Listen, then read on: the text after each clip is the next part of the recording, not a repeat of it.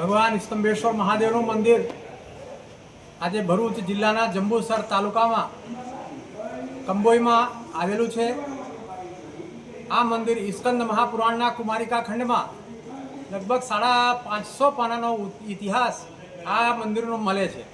આ ઇતિહાસ એનો એવો છે કે આજથી લાખો કરોડો વર્ષ પહેલાં ભગવાન કાર્તિક સ્વામીએ તારકાસુરનો વધ આ જગ્યાએ કરેલું। ત્યાર પછી આ તીર્થસ્થાન ભગવાન કાર્તિકેય ક્ષેત્રના નામથી એની પ્રખ્યાતિ થઈ। ત્યાર પછી સ્કંદ પુરાણમાં એવું લખેલું છે કે આ જગ્યાએ નારદજીએ 10,000 વર્ષ સુધી તપસ્યા કરેલી અને ઘણા બધા દેવી દેવતાઓની સ્થાપનાઓ નારદજીએ આ સ્થળ ઉપર કરવામાં આવી હતી। આજે શાસ્ત્રમાં એવું લખ્યું છે કે કોઈ પણ વ્યક્તિ આ જગ્યાએ કોઈ પણ દેવતાની જો પૂજા કરે તો એને સ્થાપના અને આવાહનની કોઈ પણ જરૂરિયાત હોતી નથી। આવું આ તીર્થસ્થાન છે।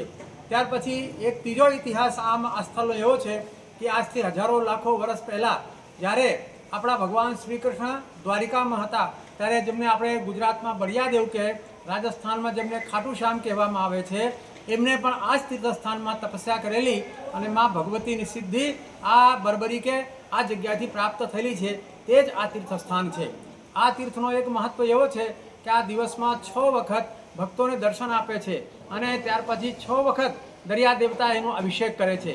જ્યારે દરિયા દેવતા એનો અભિષેક કરવા માટે આવે છે ત્યારે 27 ફૂટ પાણીની અંદર આ શિવલિંગ વિલીન થઈ જાય છે। અને ત્યાર પછી હમણે શ્રાવણ માસની તૈયારીઓ આ તીર્થસ્થાનમાં શરૂ થઈ ગઈ છે। આજે લગભગ 35 વર્ષથી અતિ મહારુદ્ર યજ્ઞનો આ જગ્યાએ ખૂબ સરસ આયોજન થાય છે। અતિ મહારુદ્ર યજ્ઞ એટલે દુનિયાનો સૌથી મોટો યજ્ઞ કહેવાય છે। તે આજે આ સ્થળ ઉપર 35 વર્ષથી ચાલે છે। તો આજે 35મો જે વર્ષ છે ત્યારે પણ કાશીના વિદ્વાન બ્રાહ્મણોના હસ્તે 1 મહિના સુધી આ તીર્થસ્થાનમાં આ યજ્ઞ ચાલવાનો છે, જેની તૈયારીઓ આજે શરૂ થઈ ગઈ છે। એ 1 મહિના સુધી સતત ચાલવાનો છે અને એના જે યજમાનો છે આખા દુનિયાભરમાંથી સ્તંભેશ્વર મહાદેવમાં એક દિવસ માટે અહીં આવવાના છે। ઓસ્ટ્રેલિયાથી, અમેરિકાથી, લંડનથી, ભારતથી, રાજસ્થાનથી, એના સિવાય પણ ઘણા બધા દેશોમાંથી આ તીર્થસ્થાનમાં ભગવાન સ્તંભેશ્વર મહાદેવના દર્શન પૂજનનો લાભ આ બધા જ લેવાના છે। ત્યાર પછી એની અંદર શ્રાવણ માસનો જે છેલ્લો દિવસ આવશે ત્યારે એની પૂર્ણાહુતિ થવાની છે અને લાખો બિલીપત્ર, હજારો લીટર દૂધથી આ જગ્યાએ ભગવાન શિવનો અભિષેક થવાનો છે અને 30 દિવસ સુધી આ તીર્થસ્થાનમાં અખંડ ભંડારો આજે વર્ષોથી જે 35 વર્ષથી ચાલે છે આ વર્ષે પણ સરસ રીતે ચાલવાનો છે। આપ સૌને પધારવા અમારું વિનંતી છે। સૌ ભગવાન શિવની અહીં આપણે બધાએ આ જગ્યાએ દર્શન કરીએ અને પોતાને ધન્ય અનુભવીએ। એક વિશિષ્ટ કાર્યક્રમ અહીં એવો છે આ વર્ષે લગભગ પહેલો સોમવાર 17 તારીખે વડોદરાથી સ્તંભેશ્વર મહાદેવ સુધી જેને આપણે શોભાયાત્રા કહેવામાં આવે છે એ પણ રાખવામાં આવી છે। એ શોભાયાત્રામાં 1000 લોકો એની અંદર ભાગ લેવાના છે।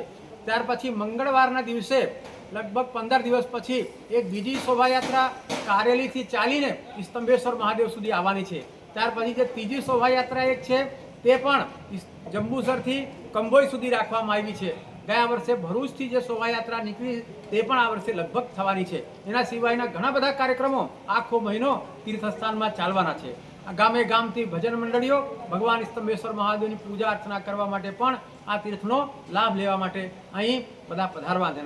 આપને સૌ પણ પધારો અને ભગવાન શિવના દર્શન કરો। જય સ્તંભેશ્વર મહાદેવ।